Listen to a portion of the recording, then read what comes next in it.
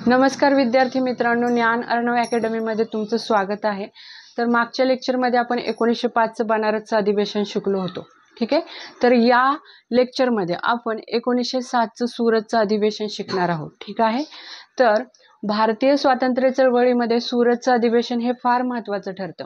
सुरतच्या अधिवेशनाला अगदी थोडक्यात बघायचं गेलं ना, तर सुरतच्या अधिवेशनाला भांडणाचं अधिवेशन सुद्धा म्हणतात। सुरतच्या अधिवेशनाला फुटीचं अधिवेशन सुद्धा म्हणतात, कारण सुरतच्या अधिवेशनातून स्वातंत्र्य चळवळीमध्ये जहाल आणि मवाळाचे दोन स्वतंत्र गट पडलेले आहेत। कसे ते आपण डीपमध्ये बघणार आहोत, ठीक आहे। तर नावामध्येच आहे 1907चं सुरतचं अधिवेशन। 1907चं अधिवेशन कुठे भरलं होतं असा प्रश्न तुम्हाला विचारला गेला तर त्याचं उत्तर आहे सुरत या ठिकाणी भरलं होतं, ठीक आहे। तर 1907चं सुरतचं अधिवेशन तारीख 27 डिसेंबर 1907, 27 डिसेंबर 1907 या तारखेला हे अधिवेशन भरलं होतं। या अधिवेशनाचे अध्यक्ष होते डॉक्टर रास बिहारी घोष, ठीक आहे। तर ही वरवरची माहिती झाली। अलीकडे जे नवीन नवीन पब्लिकेशनचे पुस्तकं निघतात किंवा एक्झाम जवळ आल्यानंतर शॉर्टकटमध्ये जे असतं तर त्याच्यामध्ये अशी वरवरचीच माहिती असते की बाबा अध्यक्ष अधिवेशन कुठे भरलं होतं सुरतला, अधिवेशनाचे अध्यक्ष रासबिहारी घोष, अधिवेशनाची तारीख 27 डिसेंबर 1907, बस प्रश्न मिटला। पण तसं नाही, जर आपल्याला परीक्षेमध्ये चांगला स्कोअर करायचा असेल, पोस्ट मिळवायची असेल तर आपण काही गोष्टी डीपमध्ये पाहणं गरजेचं ठरतं। विद्यार्थी म्हणून ते आपलं कर्तव्य असतं, ठीक आहे। आपण या 3 गोष्टी क्लिअर केल्या की अधिवेशन कुठे भरलं होतं, अध्यक्ष कोण होते आणि त्याची तारीख, ठीक आहे। तर आता आपल्याला मूळ मुद्द्याला हात घालायचा आहे। कसं ते बघा। तर ह्या अधिवेशनामध्ये काय होतं, तर हे अधिवेशन कुठे भरवायचं, अधिवेशन कुठे भरवायचं त्या ठिकाणावरून पण वाद होता आणि या अधिवेशनाचे अध्यक्ष कोण असणार आहेत याच्यावरून सुद्धा वाद होता। बघा, अधिवेशन कुठे भरवायचं या ठिकाणावरून पण वाद आहे, अधिवेशनाचे अध्यक्ष कोण असणार आहेत या गोष्टीवरून पण वाद आहे। Are you getting my point? तर ह्या दोन्ही गोष्टींवरून वाद आहे हे अगदी स्पष्ट आहे, ठीक आहे। तर बघा, आपल्याला आपण मागच्या लेक्चरपासून, आता हे माझं दुसरं लेक्चर आहे, तर मागच्या लेक्चरपासून बघतोय की मवाळ मंडळी कोण कोण आहेत। तर फिरोजशाह मेहता ही मवाळ आहेत, गोपाळकृष्ण गोखले मवाळ आहेत, पंडित मदन मोहन मालवीय हे मवाळ आहेत आणि जहाल गटामध्ये टिळक हे जहाल गटाचे प्रमुख नेते आहेत, ओके। आणि लाला लजपत राय आहेत, अरविंद घोष आहेत आणि या अधिवेशनाचे अध्यक्ष असणारे डॉक्टर रासबिहारी घोष हे सुद्धा मवाळच आहेत, ठीक आहे। परीक्षेला प्रश्न कसा विचारला जातो ते बघा।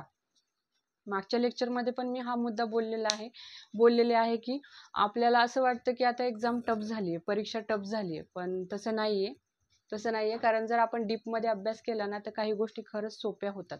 तर बघा, इथे बघा, या अध्यक्षांचं नाव आहे डॉक्टर रास बिहारी घोष, ठीक आहे।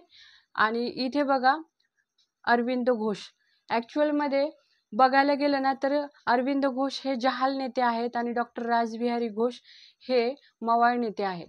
मग परीक्षेला प्रश्न विचारला जातो, तिथे प्रश्न कसा असतो की या 2-3 नेत्यांची नावे देतात। फॉर एक्झाम्पल की फिरोजशाह मेहता दिलं, गोपाळकृष्ण गोखले दिलं, पंडित मदन मोहन मालवीय दिलं आणि त्याच्यामध्ये अरविंद घोष दिलं। आणि मग आपण अभ्यास केलेला असतो, खूप चांगला अभ्यास केलेला असतो, मग आपल्याला नाही का हे रासबिहारी घोष आहे ना, त्यावेळेला आपल्याला अरविंद घोष वाटायला लागतात, भास होतो आपला, पुन्हा पुन्हा आपल्या मनाला वाटायला लागतं अरे यार आपण अरविंद घोष आणि रासबिहारी घोष हे जवळपास आपल्याला सारखं वाटतंय। मग आपण काय करतो की त्यांनी मवाळ गटातल्या लोकांची नावं दिलेली असतात आणि त्याच्यामध्ये त्यांनी नेमकं अरविंद घोष यांना ॲड केलेलं असतं आपल्याला फसवण्यासाठी, पण प्रत्यक्षात इथं डॉक्टर रासबिहारी घोष किंवा रासबिहारी घोष असं नाव पाहिजे, त्यावेळेला तो मवाळ नेत्यांचा गट होतो, अन्यथा नाही। मग इथं अरविंद घोष हे जहाल नेते आहेत, हे तुम्ही खूप चांगल्या पद्धतीने लक्षात घेतलं पाहिजे। माझं तर तुम्हाला व्यक्तिशः असं सांगणं आहे की हे नावं तुम्ही पाठ करून टाका की मवाळ गटाची कोण व्यक्ती आहेत आणि जहाल गटाची कोण व्यक्ती आहेत, त्याशिवाय प्रश्न सुटणार नाही। काही गोष्टी पाठ केल्याने आपला अभ्यास सोपा होत असेल तर त्या पाठ करून टाकायच्या, त्याला दुसरा ऑप्शनच नसतो, ठीक आहे। तर आपण बोलत होतो की या अधिवेशनामध्ये ठिकाणावरून पण वाद होता आणि या अधिवेशनामध्ये अध्यक्ष कोण असणार आहेत या गोष्टीवरून पण वाद होता, ओके। इथपर्यंत मुद्दा लक्षात घेतल्यानंतर आपण पाहूया ठिकाणावरून कसा वाद होता। तर जहाल गटांच्या मंडळींना असं वाटायचं, 1 मिनिट, जहाल गटांच्या मंडळींना असं वाटायचं की हे अधिवेशन नागपूरला भरवावं आणि या अधिवेशनाचे अध्यक्षपद हे टिळकांना द्यावं. ठीक आहे. जहाल गटाच्या मंडळींचं असं मत होतं. पण मवाळ गटांच्या मंडळींना म्हणजे फिरोज शाह मेहता यांना कसं वाटायचं की नको नको, हे जर अधिवेशन नागपूरला भरवलं तर काय होईल, या अधिवेशनातून हे जर अधिवेशन नागपूरला भरवलं तर जहाल गटाचे सदस्य या अधिवेशनाचे अध्यक्षपद टिळकांना देतील आणि संपूर्ण काँग्रेस ही टिळकांच्या ताब्यात जाईल, किंबहुना जहाल गटाच्या ताब्यात जाईल.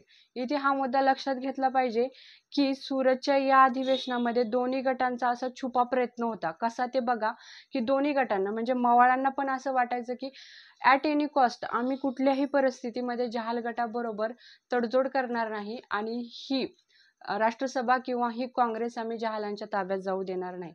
आणि आता आपण मवाळांचं पाहिलं आणि जहालांचं म्हणजे लाला लजपतराय यांनी अरविंद घोष ही जी जहाल मंडळी आहेत त्यांना सुद्धा हे वाटायचं की आम्ही मवाळ गटाचं काही ऐकणार नाही आणि ही काँग्रेस मवाळांच्या ताब्यात जाऊ देणार नाही. म्हणजे दोघांचा पण हा छुपा प्रयत्न होता की काँग्रेस आपल्या ताब्यामध्ये कसं येईल ना, हा दोन्ही गटाचा प्रयत्न होता. ठीक आहे.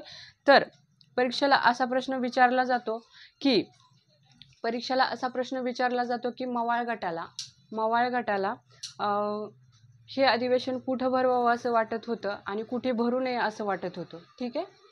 कुठे भरू नये असं वाटत होतं.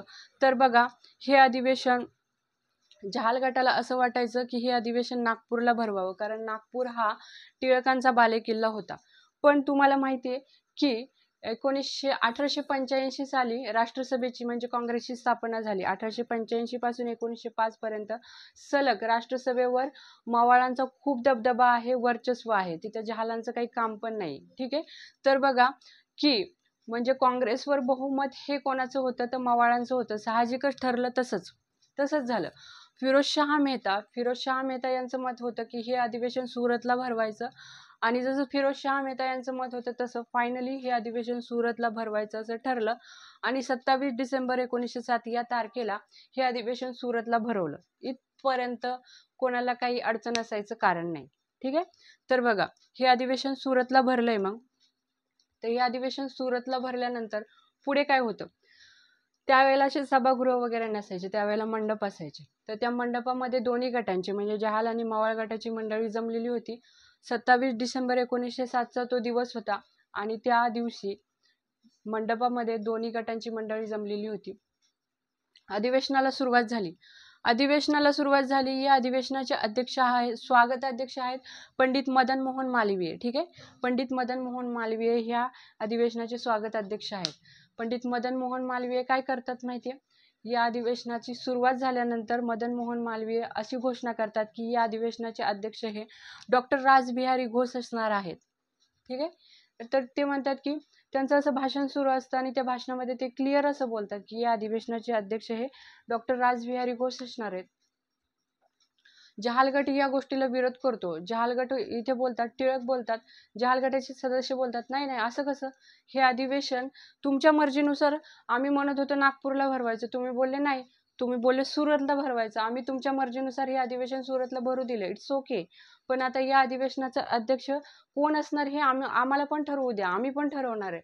त्यावेळेला स्वागताध्यक्ष पंडित मदन मोहन मालवीय म्हणतात नाही तसं नाही, अजिबात तसं नाही. या अधिवेशनाचे अध्यक्ष हे डॉक्टर रासबिहारी घोष असणार आहेत आणि स्वागत अध्यक्ष पंडित मदन मोहन मालवीय अशी स्पष्ट घोषणाच करून टाकतात की या 1907च्या सुरतच्या अधिवेशनाचे अध्यक्ष डॉक्टर रासबिहारी घोष असणार आहेत. त्यांनी हे शब्द बोलेपर्यंत सुरेंद्रनाथ बॅनर्जी त्याला अनुमोदन देतात, पाठिंबा देतात की ठीक आहे, या अधिवेशनाचे अध्यक्ष हे डॉक्टर रासबिहारी घोष असणार आहेत. ठीक आहे. आता एवढं सगळं ऐकल्यानंतर जहालांना राग येणं साहजिकच होतं. त्यांनी विरोध केला, त्यांना राग आला, ते म्हटले नाही हे जमणारच नाही. मग आता भांडणं लागल्यासारखं झालं, एक म्हणते हो, एक म्हणते नाही. मग सभागृहामध्ये म्हणजे मंडपामध्ये झाला गोंधळ सुरू, पुन्हा राडा. मग ते काय म्हटले, या अधिवेशनाचे जे अध्यक्ष होते म्हणजे जी मवाळ मंडळी होती ज्यांचं वर्चस्व होतं, त्यांनी ती सभा स्थगित केली, सांगितलं नाही. इथपर्यंत सगळ्यांच्या लक्षात आले अशी माझी अपेक्षा आहे. ठीक आहे. तर सभागृहामध्ये त्या मंडपामध्ये अधिवेशनाच्या मंडपामध्ये गोंधळ होतोय म्हणून हे सगळं अधिवेशनाला स्थगिती दिली. पहिला दिवस संपला. ठीक आहे. तर यामध्ये बघा आता लोकमान्य टिळक लोकमान्य टिळक आणि जहाल गट, लोकमान्य टिळक आणि जहाल गट यांचं स्पष्ट मत काय होतं ते बघू. तर लोकमान्य टिळक आणि जहाल गट यांचं स्पष्ट मत काय होतं की लोकमान्य टिळकांना वाटतंय की 1907चं सुरतचं अधिवेशन आहे, त्यांच्या मर्जीने ते भरलंय, ठीक आहे, पण या अधिवेशनाचे अध्यक्ष हे लाला लजपतराय यांना करायला पाहिजे. का असं वाटतंय?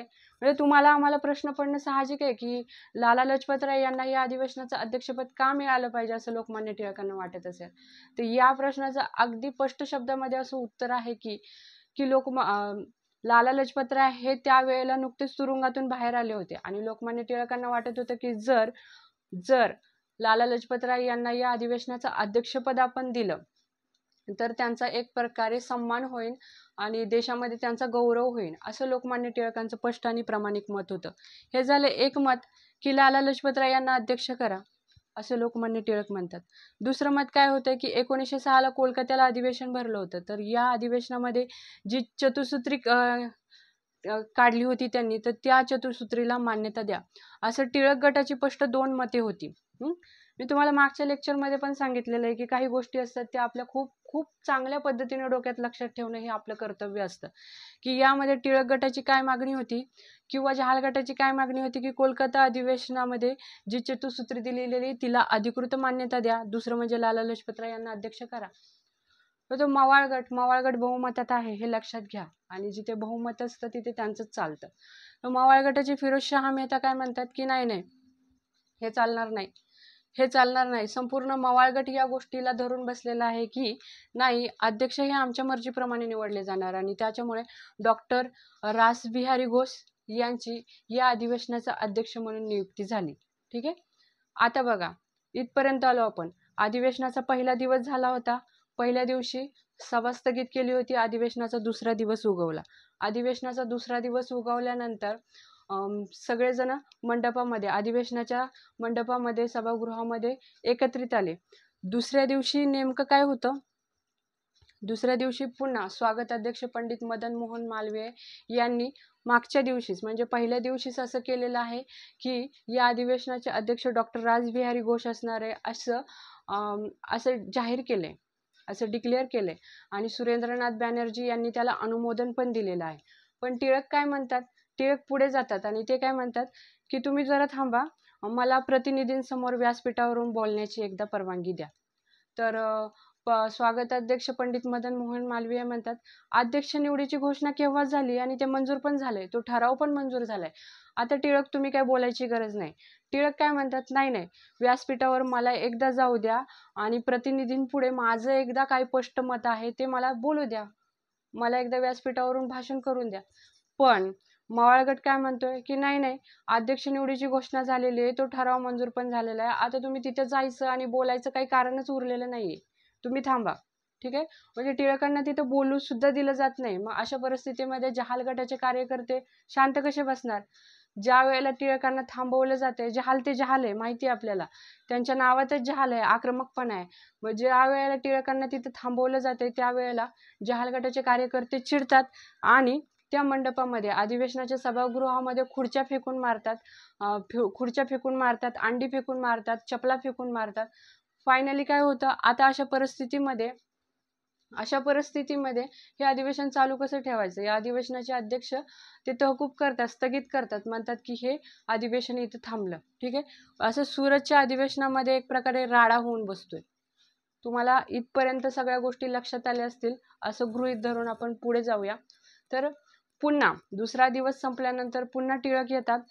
टिळक शांत बसून विचार करतात घरी आल्यावर आणि विचार करतात, त्यांना असं वाटतं की नाही जर आपण जहाल आणि मवाळाचे स्वतंत्र गट पडलाय तर काहीच साध्य होणार नाही, एकीमध्येच खरं बळ असतं.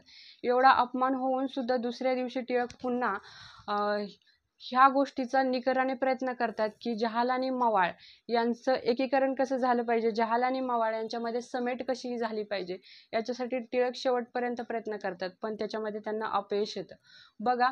आणि ही अधिवेशनाचे 2 दिवस पार पडल्यानंतर मवाळ गट काय करतो की एक स्वतंत्र बैठक घेतो आणि या स्वतंत्र बैठकीमध्ये हे ठरवलं जातं की आपण या सुरतच्या अधिवेशनामध्ये असं डिक्लेअर केलं जातं की जहाल गटाला आपण बाहेर काढणार आहे.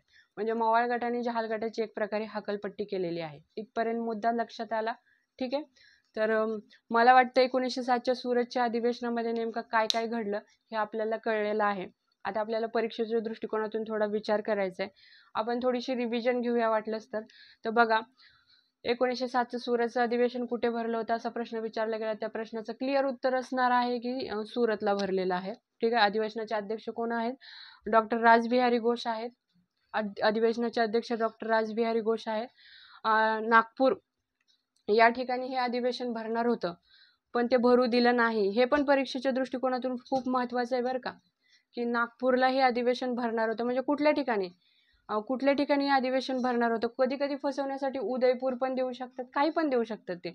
आपल्याला हे पण माहीत असलं पाहिजे. म्हणजे अशा डोक्यात विचार करून नाहीच थांबायचं की 1907चं सुरतचं अधिवेशन सुरतला भरलंय ना, ठिकाण सुरत आहे हे माहिती आहे ना, दुसरा तिसरा विचार करायचा नाही. हे अधिवेशन खरं तर नागपूरलाच भरणार होतं, पण ते भरू दिलं नाही. ठीक आहे. तर या अधिवेशनाचं ठिकाण आहे सुरत. भरणार होतं नागपूरला, पण ते भरलेलं नाहीये. मवाळ गटाचे नेते आहेत फिरोजशहा मेहता. त्यावेळेच्या राजकारणामध्ये त्यांचा दबदबा होता. गोपाळकृष्ण गोखले हे खूप महत्त्वाची व्यक्ती आहे, पण ती विचारसरणी त्यांची मवाळ आहे. त्याच्यानंतर जहाल गटाचे नेते लाला लजपत राय आहेत, अरविंद घोष आहेत, टिळक आहेत. या अधिवेशनाचे अध्यक्ष डॉक्टर रासबिहारी घोष हे झालंय आपलं. त्याच्यानंतर या अधिवेशनामध्ये कोणत्या 2 मागण्या होत्या? तर टिळक गटाचं प्रामाणिक मत होतं की लाला लजपत राय यांना अध्यक्ष करा, आणि कोलकाता 1906च्या कोलकाता अधिवेशनामध्ये जी चतुसूत्री ठरलेली आहे तिला अधिकृत मान्यता देऊन टाका तुम्ही इथे. पण प्रत्यक्षात तसं झालेलं नाहीये. या दोन्ही मागण्या मवाळ गटाने मान्य केलेल्या नाहीत. ठीक आहे. तर आता आणि स्वागताध्यक्ष पंडित मदन मोहन मालवीय यांनी काय काय केलेलं आहे ते आपण पाहिलेलं आहे की प्रत्यक्षात टिळकांना त्यांनी बोलू पण दिलेलं नाहीये. त्यांनी म्हटलेलं आहे की अध्यक्ष निवडीचा ठराव तर आता पास झालेला आहे, घोषित झालेत अध्यक्ष.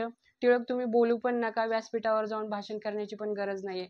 मग एवढं सगळं ऐकून कोणी घेणार नव्हतं. त्याच्यामुळे सभागृहामध्ये सगळा राडा झालेला आहे.